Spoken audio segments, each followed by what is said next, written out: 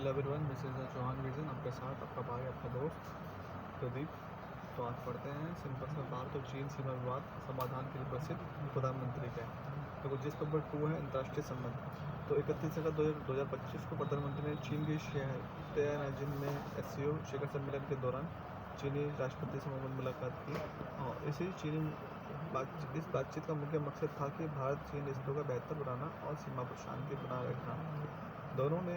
दोनों नेताओं ने बताया कि पिछले साल सीमा से नेताओं को हटाने और लिस एग्रीमेंट का जो हुआ था वह सफल रहा और इससे सीमा पर शांति और स्थिरता बनी रही। दोनों देशों ने इस पर वादा किया है कि सीमा विवाद को मिलजुल कर न्यायपूर्ण तरीके से करेंगे। और प्रधानमंत्री ने कहा है कि भारत चीन के संबंधों को किसी तीसरे देश में अमेरिका की नज़र से नहीं देखा जाना चाहिए। सिंपल सी बात है, सही है कि लाइक अमेरिकन नज़र से ना देखे, सिंपल सी देखो कि अमेरिका जब वसुदेव कुटुंबकम की जो हमारी जो आइडियोलॉजी है उस चीज़ को फॉलो करके पूरा ब्रह्मांड हमारा एक घर के समान है और अमेरिका लाइक प्रॉफिट की नज़र से दिखता है, लेकिन हमें देखना सिंपल सा एक ऐसा परिवार की नज़र से, जिससे अगर परिवार की नज़र से देखा जाएगा तो हम हर एक चीज़ को देखेंगे और समस्या का समाधान किया जाएगा, ना कि उस चीज़ को बढ़ाया जाएगा, ना कि अपना प्रॉफिट देखा जाएगा। ठीक है, इसलिए कार निकाल लेते अपने।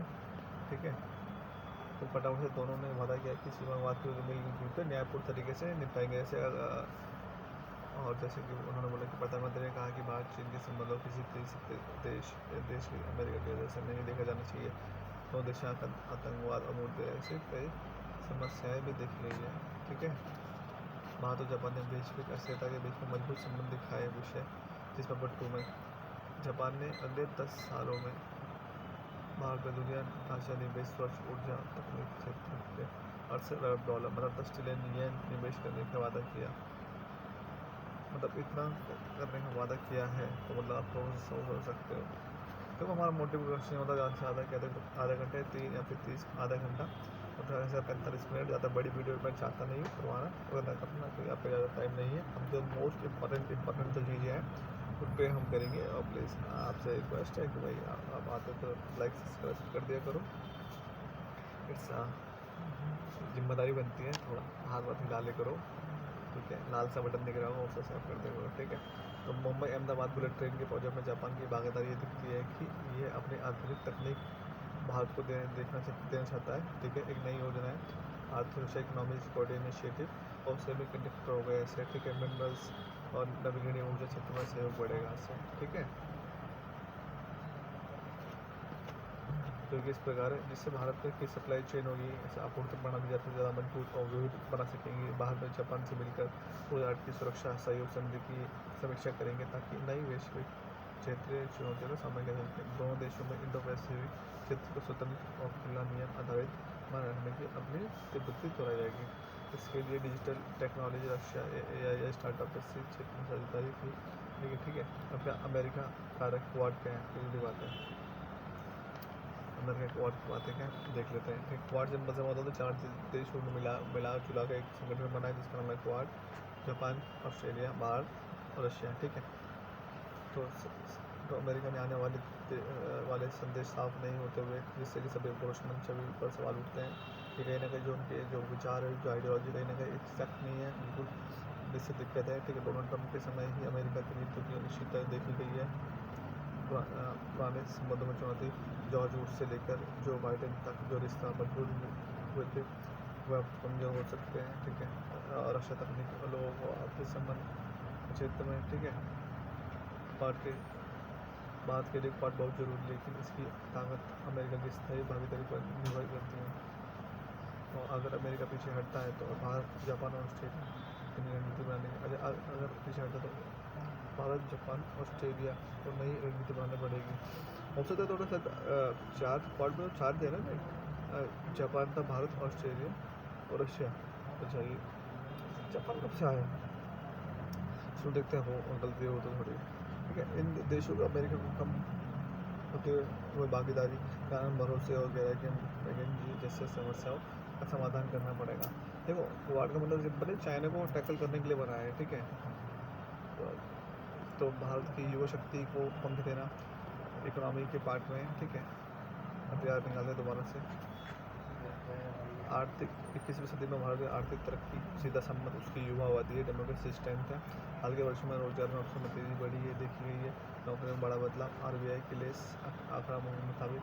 लेकिन रियलिटी में देखा डॉक्यूमेंट में क्या जॉब बढ़ी है, लेकिन वैसे अगर ग्राउंड लेवल पर हम जाएंगे या कहीं भी सीधे पूछेंगे तो वो माना करेगा नहीं, जॉब के पैसे सौ हो गए वो ऐसे वो बोलेंगे। ठीक है, 2014 से पहले 10 साल से 2.9 करोड़ नौकरियाँ बनी। ठीक है, इसमें 2014 से 10 साल में सिर्फ 2.9 करोड़ की नौकरियाँ पैदा के बाद अगले 10 साल में 17 करोड़ से ज़्यादा नौकरियाँ पैदा हुई। औपचारिक रूप क्षेत्र में मजदूरों की संख्या बढ़ी। अब लोग पहले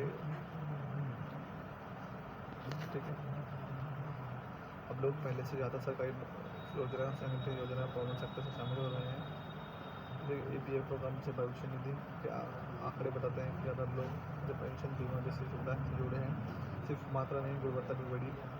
ये बदलाव सिर्फ नौकरियों की संख्या तक सीमित नहीं है, बल्कि अब लोग को बेहतर सुविधा सुरक्षा भी मिल रही है। दुनिया की दूसरी सबसे बड़ी समाजी सुरक्षा प्रणाली हाल के सुधारों की वजह से भारत दुनिया का दूसरा सबसे बड़ा समाजी सुरक्षा नेटवर्क बन गया है। अंतर्राष्ट्रीय श्रम संगठन ILO जिसे दुनिया में सबसे तेजी से बढ़ने वाली सामाजिक प्राणी में बताया जा रहा है। ठीक है, न्यूनतम आर्थिक विकास और सामाजिक कल्याण। भारत ने एक ऐसी नीति तैयार किया है जो जिसके आर्थिक विकास के साथ साथ लोगों की सुरक्षा और गरिमा भी बढ़ रही है। तो रोजगार और उत्पादकता में बढ़ोतरी का फायदा अब सीधे कामगारों तक पहुंच रहा है। भारत की जनसंख्या अवसर की चुनौती दोनों है। भारत और युवा की जनसंख्या, जैसे भारत में अगर सिंपल सी पॉइंट में बात करूँ, भारत में 65% जनसंख्या 35 साल से कम उम्र की है, जबकि पश्चिमी देशों में क्या है, वहाँ पर लोग बुजुर्ग रहते हैं। तो पश्चिम लोग बुजुर्ग आबादी समय से जुड़ रही है और भारत के पास युवा शक्ति का असर पड़ रहा है। अभी युवा शक्ति क्या हो रहा है ठीक है, इस युवा शक्ति भारत की सबसे बड़ी ताकत है, और लेकिन उसका फायदा पूरा नहीं उठा पा रहा। सिंपल सी बात है, अगर आप पोटेंशियल है तो पोटेंशियल को पूरा करो ना, पोटेंशियल को पूरा नहीं कर पा रहे। ठीक है, रोजगार बनाना, औपचारिक अर्थव्यवस्था को जोड़ना, वित्तीय शिक्षा देना और सामाजिक और सुरक्षा देने का जरूरी। देखो सिंपल सी बात है, अभी हमारे पास एक राइट पोजीशन है, राइट डायरेक्शन और राइट टाइम है। इस चीज़ को हम पोटेंशियल अपना जो पोटेंशियल है उसको हम सही जगह पर वो कर सकते हैं, डाल सकते हैं कि हाँ इस चीज़ को हम यहाँ पर डालें। इससे क्या होगा, आसपास के क्षेत्र में भी होंगे जो लोग काम करने होंगे, देखो सिंपल सी बात है, आपने भी सुना होगा कि खाली दिमाग शैतान का घर। ठीक है, लेकिन वही प्रोसेस है कि भाई अगर आप हमेशा ही सोचते रहोगे तो गलत चीज़ें आप पर आदत में लगोगे, किसी के बहकाने में जाओगे, धर्म जाति नाम के लड़ोगे, आप 500 में पत्थर फेंकोगे। आपको नहीं बोलना, मतलब बता रहा हूँ the mentality of the people around that, जो व्यक्ति खाली रहते हैं। आप तो पढ़े लिखे समाज के सभ्य इंसान हो भाई। ठीक है, भारत के 2047 तक विकसित देश बनने की योजना की सफलता से निर्भर की हम युवाओं ताकत कितना सही उपयोग कर पाते हैं। प्रधानमंत्री विकसित भारत योजना क्या है, जिस योजना के 2024-25 बजट के स्वतंत्रता दिवस भाषण में घोषित किया के बाद सबसे बड़ी योजना थी। लक्ष्य 2002 साल में 3.5 करोड़ से ज़्यादा नौकरियाँ देना। आगे पहली बार नौकरी करने वाले 15,000 तक सीधी मतलब डायरेक्ट बेनिफिट मिलेगा। कंपनियों को हर नए कर्मचारी में 3 प्रति माह सहायता। योजना का फायदा युवा को नौकरी पाने में आसानी होगी। कंपनियों को नए लोगों को नौकरी देने में जोखिम कम लगेगा। पारदर्शी सुरक्षा बढ़ेगी। पारदर्शिता DBT मतलब पता है, DBT का मतलब था डायरेक्ट बेनिफिट ट्रांसफर, बस सीधा आपके अकाउंट में बीच बंदा कोई भी नहीं होगा। क्योंकि अटल बिहारी वाजपेयी उन्होंने बोला था उस समय की बात है, लाइक कि अगर हमें 1 रुपये सेंड करें तो आपके पास पहुँचेंगे कितने, मात्र 25 रुपये, मतलब 25 पैसे। ठीक है, बाकी करप्शन में बात नहीं चला। हम चाहते हैं कि वो इससे डायरेक्ट बैंकिंग ट्रांसफर किया जाए। ठीक है, पहले दिन से सबसे ज़्यादा सुरक्षा एक फॉर्म जारी होगा, इससे रोजगार प्रणाली मजबूत होगी। भारतीय संघीय फेडरल स्ट्रक्चर का इनिशिएटिव किया जाएगा। जम्मू कश्मीर का ढांचा क्या है, ठीक है, जम्मू कश्मीर संघीय ढांचा सुप्रीम कोर्ट ने दिसंबर 2023 में कहा कि अनुच्छेद 370 हटाना वैध है, लेकिन केंद्र सरकार को जम्मू कश्मीर का राज्य का दर्जा वापस देना होगा। राज्य का दर्जा वापस देना होगा, चुनाव भी कराना होगा। तो 2024 में चुनाव तो होगा, लेकिन राज्य का दर्जा कब वापस मिलेगा, कोई 2000 तक घोषित नहीं किया गया। ठीक है, और इस वजह से भारत की संघीय व्यवस्था फेडरलिज्म पर बहुत असर होगा। लोगों को चिंता है कि केंद्र सरकार कहीं ज़्यादा ताकतवर तो नहीं बन रही। भारत में संघीय ढांचा कैसा है, देखो वो पुडुचेरी और पहले पुडुचेरी और दिल्ली के लिए था, खाली इलेक्शन होंगे वहाँ पे, बाकी और भी नहीं। लेकिन अभी कहीं भारत का संविधान भारत पे जैसे अमेरिका की तरह नहीं है, लेकिन कि राज्यों का संघ है, यूनाइटेड स्टेट्स है। ये क्वेश्चन पूछा जाता है हमारा कैसे, हमारा राज्यों का संघ है, यूनियन ऑफ द स्टेट्स है। ठीक है, संविधान में यूनियन संघ का मतलब शब्द है जानबूझ से चुना गया ताकि साफ हो जाए कि भारत एक अखंड देश है, इनविजिबल नेशन है, जो कोई राज्य अलग नहीं होता। इसका मतलब है कि कोई केंद्र की ताकत मजबूत है, लेकिन साथ ही राज्यों को भी अधिकार है और autonomy दिए गए हैं। ठीक है,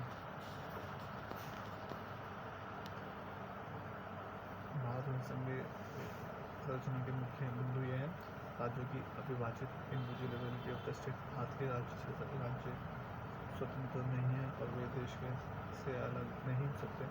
देश की एकता और अखंडता बनी रहती है। मजबूत केंद्र सरकार, भारत में केंद्र सरकार के पास ज़्यादा अधिकार है, राष्ट्रीय विदेश नीति और वित्त क्षेत्र से जुड़े मामले। संविधान में जो राज्यों का अधिकार सरकार ने केंद्र राज्यों के लिए 3 सूचियाँ हैं: केंद्र सूची, राज्य सूची और संयुक्त सूची। संघ में क्या प्रोसेस है? भारत जैसे बड़े और विविध देश जरूरी है कि केंद्र और राज्य के साथ मिलकर काम करें, न कि एक दूसरे पर हावी होने की कोशिश करें। राज्य के दर्जे का बहाल, ये दिखता है कि भारत राज्य के साथ मिलकर शासन गवर्नेंस करने के लिए प्रतिबद्ध है। लोकतंत्र अधिकारी चुनी हुई विधानसभाओं को चलवाना जरूरी है ताकि जनता को जवाबदेही बने, अकाउंटेबिलिटी होगी तो ज़्यादा अच्छा रहेगा। ठीक है, तो सत्ता का संतुलन कैसे? राज्यपाल की अत्यधिक शक्तियाँ करनी होगी कई, ताकि लोकतंत्र संघवाद को कायम रहे। सुप्रीम कोर्ट का आदेश है, सुप्रीम कोर्ट के फैसले का पालन भारत के संवैधानिक विश्वास, कॉन्स्टिट्यूशनल ट्रस्ट मूल करना। युद्ध कोशों का अभ्यास 2.0 क्या हुआ? ये अभ्यास भारत में सेना ने आंध्र प्रदेश में कैसे ऊंचे पहाड़ी इलाकों में किया। इनका मकसद था ये दिखाना कि भारत की सेना का केवल कंपनी में सक्षम है और बहु क्षेत्रीय मल्टी डोमेन मतलब यानी सेना ने एक साथ जमीन, हवा, समुद्र में काम करने की अपनी ताकत दिखाई।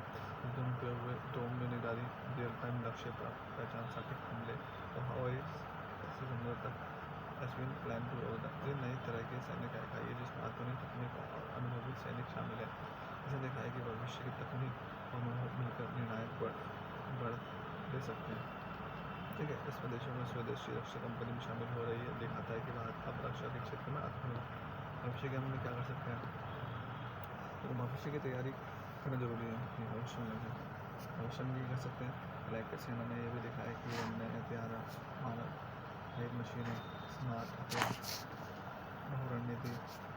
ठीक है, और तरीके माल की कॉलेक्शन समुद्र को बढ़ाने के लिए।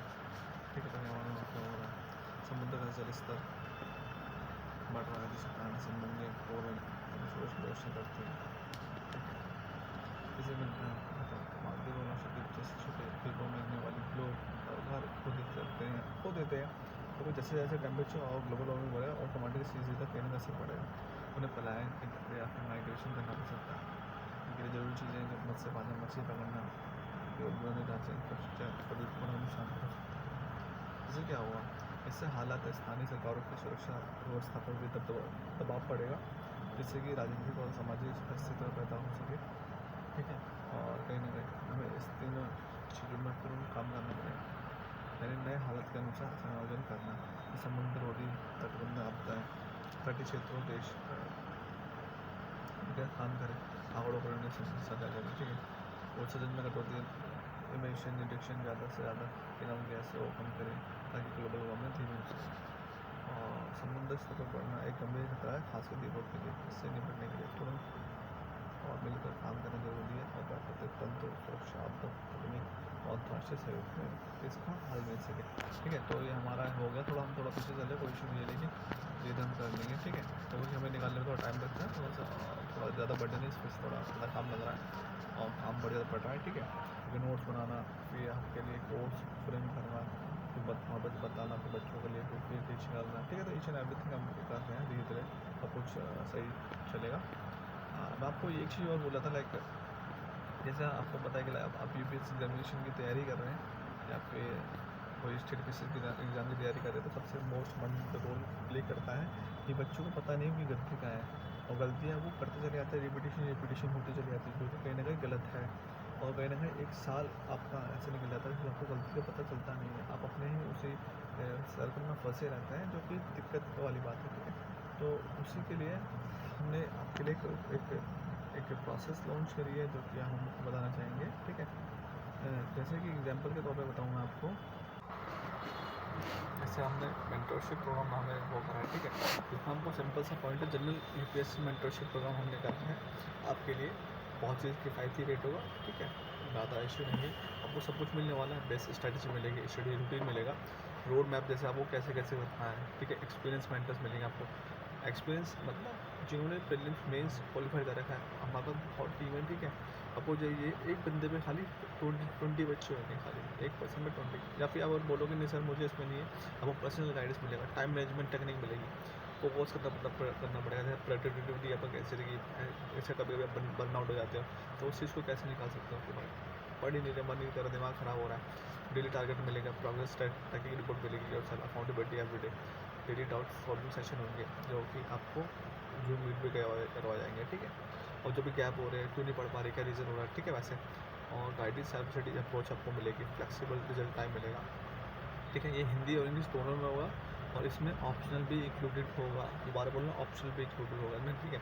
Personal 1-to-1 guiding, general mentorship, subject study support मिलेगा आपको, ऑप्शनल गाइडेंस सेशन इंक्लूड होगा, आंसर राइटिंग रिविजन होगा इसके अंदर, फिल्टर कंटेंट मिलेगा, टीचिंग एनालिसिस स्टडी मेंटर मिलेगा, डेली डाउट सॉल्विंग सेशन होगा और टेस्ट सीरीज होगा, ठीक है। और इसमें मैं आपको एक लिंक सेंड कर रहा हूँ, लिंक मतलब टेलीग्राम का लिंक सेंड कर रहा हूँ। और जो भी इंटरेस्टेड है, देखो 3 साल का है, 3 साल का आपके लिए 40 था, मैंने अब बोल के करवा के हमने आपके लिए मात्र 30 हज़ार करवा दिया, ठीक है। 30 हज़ार का करवा दिया हमने आपके लिए, तो जल्दी से जल्दी इस चीज़ को भी ग्रैब कीजिए, ठीक है। और बताएं कि कैसे कैसे आपको लगा, ठीक है। मैं आपको इसमें एक टेलीग्राम का लिंक सेंड कर रहा हूँ चैनल पे, और आप वहाँ पे चाहिए और फटाफट से आप कर दीजिए, ठीक है। और हाँ, और किसी भी से मत मिलिएगा, क्या पता फ्रॉड हो जाए, फिर आप बोलेंगे सर फ्रॉड हो गया, ठीक है। तो मैं आपको लिंक सेंड कर रहा हूँ और चाहिए। कूपन कोड मैं आपको बता दूँगा क्या कूपन कोड है, लगाना है, ठीक है। Thank you so much for kind, तो thank you so much, Ram Ram, Sat Shri Akal. आपका भाई आपका दोस्त कर दी, थैंक यू सो मच, जल्दी से